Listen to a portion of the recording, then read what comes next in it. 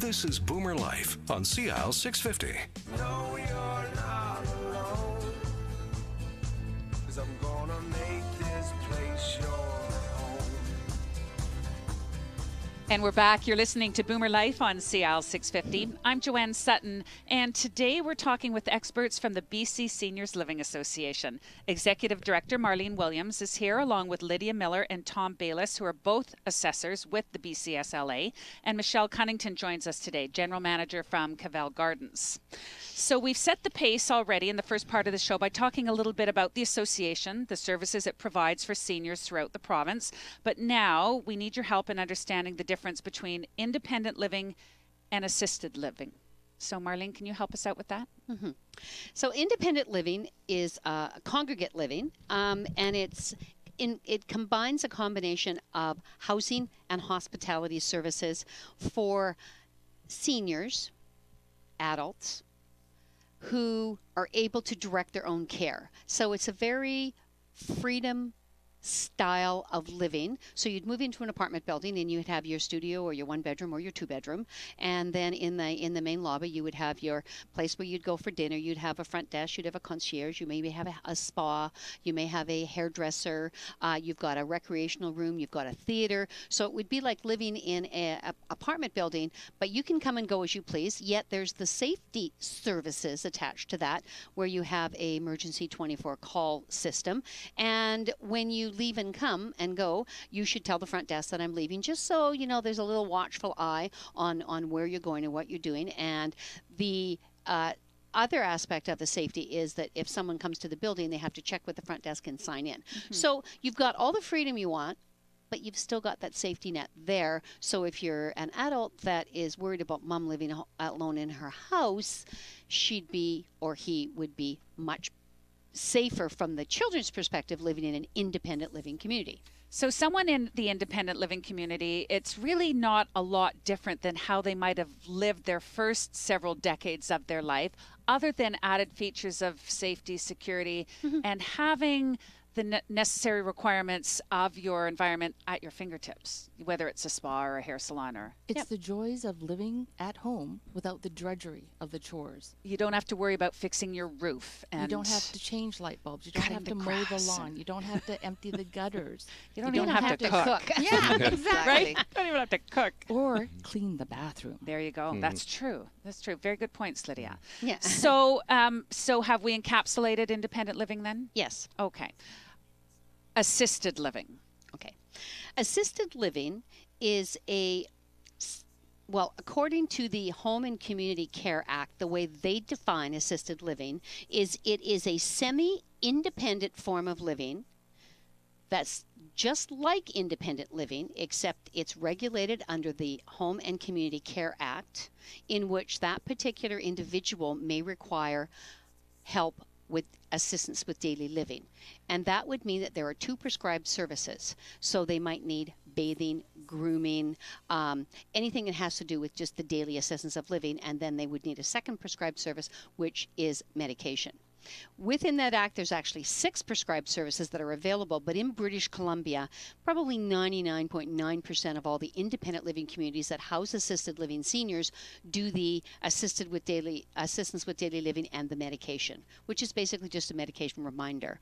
And so it's the same thing. The vision and the philosophy of assisted living is you must be able to direct your own care. Mm-hmm. So it's just like an independent, but just with a little bit more, but not necessarily any kind of care that you would need 24-hour nursing or anything like a little like helping hand. Okay, yeah. So, and Lydia? And it's even still confusing amongst certain individuals that work in retirement and independent living based on the type of operation they handle.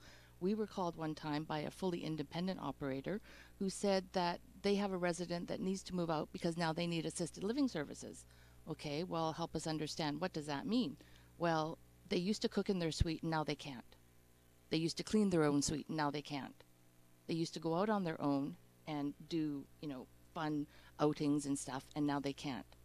Well, that to us is helping you maintain your independence and taking away those drudging chores, right? Yes. So I'm a little bit confused, and I just want to make sure we have clarity on this, just in case a listener could be confused as well.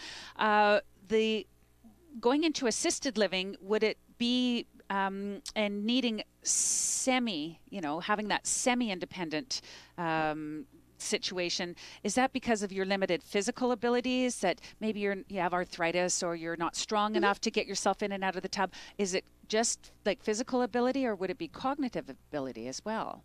Or does it's mainly at this particular point physical ability. Okay. When you get into the cognitive ability, depending on what level it's at, that goes to another level of care?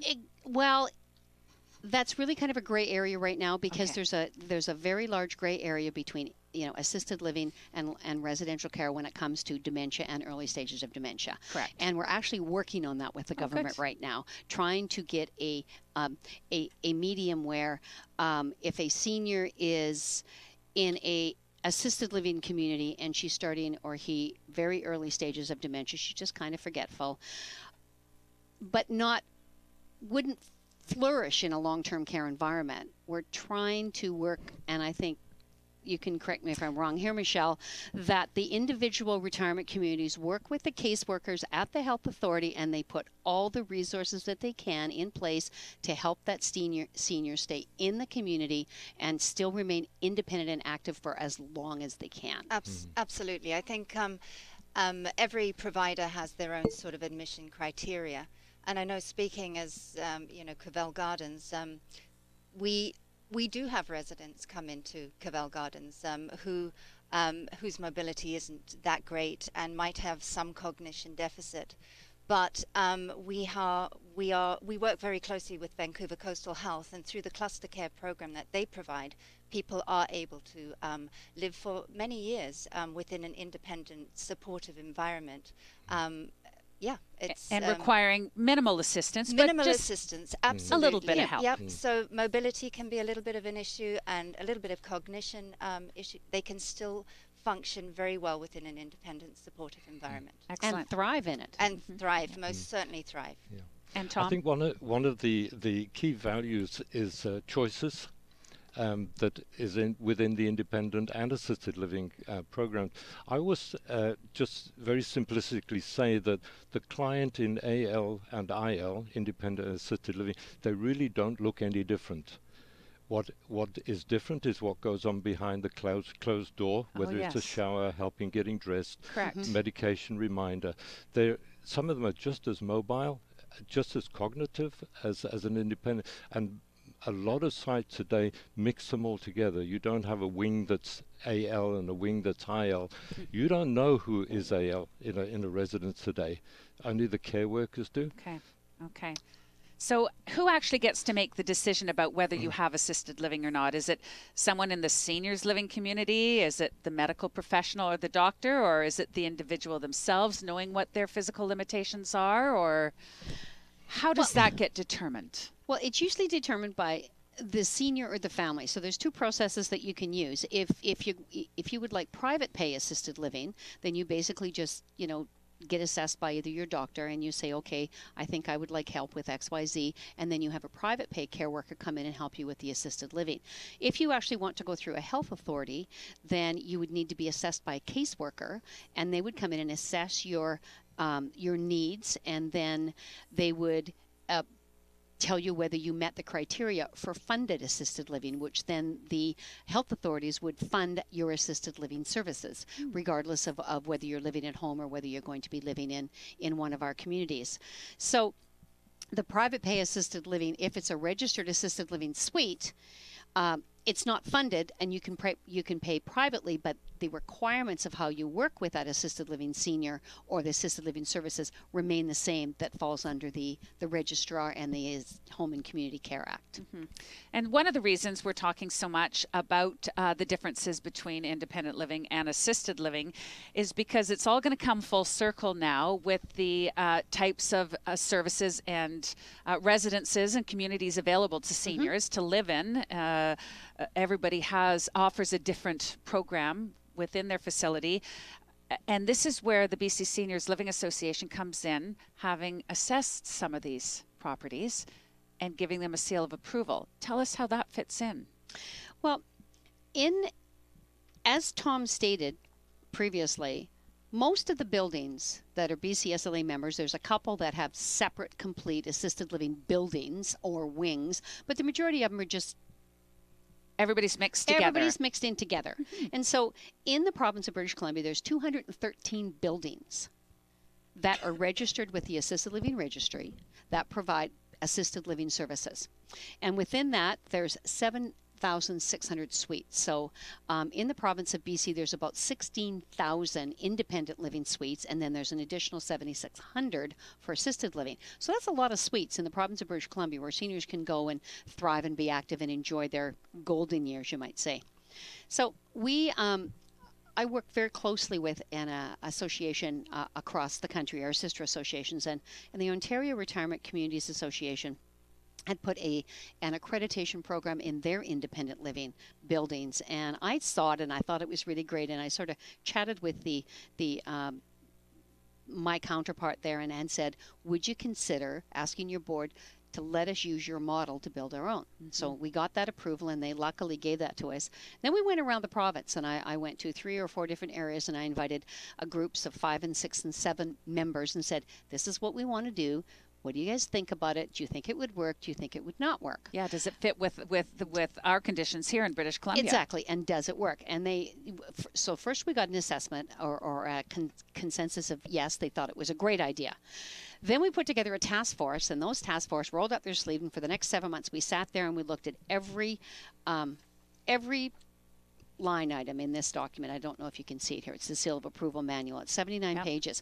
And we went through and said, okay, we need to change that. We need to fix that. No, that's not going to work. What types of things? Well, give like a rough example. Okay, safety, infection control, staff training, resident services, and we had to add an assisted living section because British Columbia is the only province in Canada that has an official assisted living registry. Okay. So we had to add that whole section. So that had to be written from scratch with the help of, at the time, the assisted living registrar.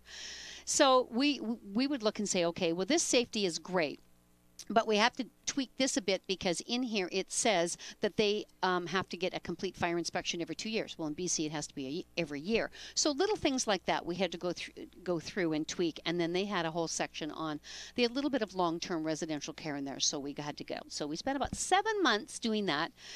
And then we got the book. And then so we sat there and said, okay, is this going to work for everybody? We got big communities, we got little communities, we got urban, we got rural. So we said, let's do one really small community of about 35 suites. Let's do one medium of about 60 or 70, and let's do one of 100 suites and over. So we booked those 3 sites, and Tom went out and did the first assessments because we wanted to see if what we wrote in the book is going to work for 30 suites and 150 suites. And Marlene came with me. Yes, I did. Yes. And we went through and we did it. And you know what? It worked. It worked, and everybody liked it. You know, the smaller, communities sometimes had a bit of a challenge with all of the policies because we asked them, show us what you do for this, now show us your policy, and then show us your procedure. And so that's why we've written the manual, which we'll talk about a little later. So that's how the process started. So in 2009, we had an official launch in Victoria at the Peninsula and the Nurgarden, and we launched the seal of approval. And I think within the first year, we had something like 67 buildings say, pick me, I want mine done. Please come and see. And so it represented to the association that not only do our members know they operate the best, they want to be assessed to say, I am the best. And that was a really important thing for the association and for the industry, we think. Actually, this is great, and we will continue this conversation because there's a lot of information to cover here. If you want more information, you can find it on the website, bcsla.ca. And coming up next on Boomer Life, we will find out more about the BC Seniors Living Association and how they give their seal of approval to seniors communities around the province. We'll also speak to our special guests, Lydia Miller and Tom Bayliss, about their roles as assessors. It's all coming up next on CL 650. Canada's only weekly radio show dedicated to the baby boomer lifestyle. This is Boomer Life on CL 650.